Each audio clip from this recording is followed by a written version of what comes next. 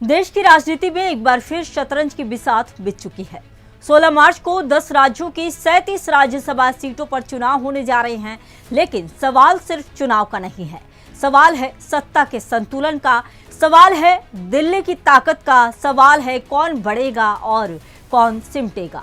महाराष्ट्र की 7, तमिलनाडु की 6, बिहार और पश्चिम बंगाल की 5, ओडिशा की 4, असम की 3, हरियाणा, छत्तीसगढ़ और तेलंगाना की 2 और हिमाचल प्रदेश की 1 सीट। इन 37 सीटों पर जो गणित बैठ रहा है वो कई क्षेत्रीय दलों के लिए खतरे की घंटी बन चुका है। फिलहाल इन 37 सीटों में से 15 सीटें एनडीए के पास हैं और 18 सीटें इंडिया ब्लॉक के पास है। लेकिन सियासी हवा का रुख बदला हुआ है। विधानसभा के बदले समीकरण सीधे राज्यसभा की तस्वीर बदल रहे हैं। अनुमान है कि चुनाव के बाद एनडीए 15 से बढ़कर 18 सीटों तक पहुंच सकता है, जबकि इंडिया ब्लॉक 18 से घटकर 14 से 15 पर सिमट सकता है।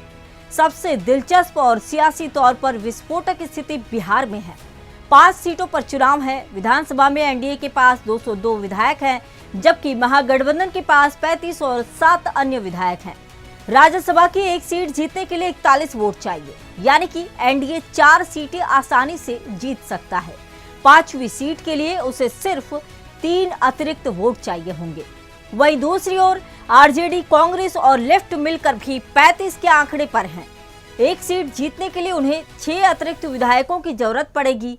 सवाल उठता है कि क्या आरजेडी इस बार राज्यसभा में अपना प्रतिनिधित्व बचा पाएगी। महाराष्ट्र में भी तस्वीरें बदली हुई है। उद्धव ठाकरे की शिवसेना और शरद पवार की एनसीपी के लिए राह आसान नहीं दिख रही। तेलंगाना में बीआरएस के लिए खतरे की घंटी बज रही है। वाम दलों की स्थिति भी कमजोर होती दिख रही है। वहीं तमिलनाडु की अगर बात करें तो तमिलनाडु में डीएमके और पश्चिम बंगाल में टीएमसी अपनी अपनी सीटें बचाने की स्थिति में दिख रही हैं। राज्यसभा का चुनाव सीधे विधानसभा की ताकत पर निर्भर करता है। इसलिए जहां जहां हालिया विधानसभा चुनाव में सत्ता बदली, वहां राज्यसभा की बिसात भी पलट गई है।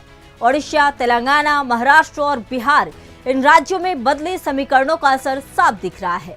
एक और दिलचस्प पहलू है, अगर विपक्ष एकजुट होकर रणनीति बनाता है तो कुछ सीटों पर मुकाबला टक्कर का हो सकता है, लेकिन वहीं एआईएमआईएम और बसपा जैसी पार्टियों का अलग रुख विपक्ष के लिए मुश्किलें बढ़ा सकता है।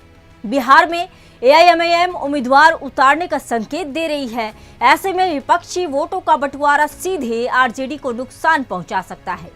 राजनीतिक तौर पर यह चुनाव सिर्फ सांसद चुनने का नहीं, बल्कि आने वाले समय में संसद के ऊपरी सदन में कानून पारित कराने की ताकत तय करने का है। अगर एनडीए अपनी सीटें बढ़ाता है तो उसे विधायी प्रक्रिया में और मजबूती मिलेगी। वहीं इंडिया ब्लॉक के लिए ये चुनौती होगी कि वो अपनी घटती ताकत को कैसे संभाले।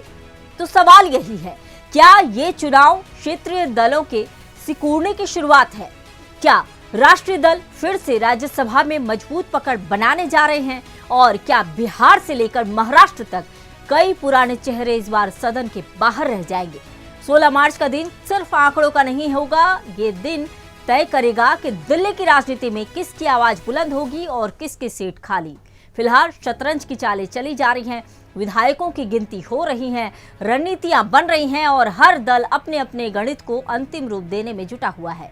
हम नजर बनाए हुए हैं, क्योंकि ये सिर्फ चुनाव नहीं, ये सत्ता के संतुलन का बड़ा संग्राम है। इसी तरह की खबरों के लिए बने रहिए सुदर्शन बिहार के साथ। जय हिंद।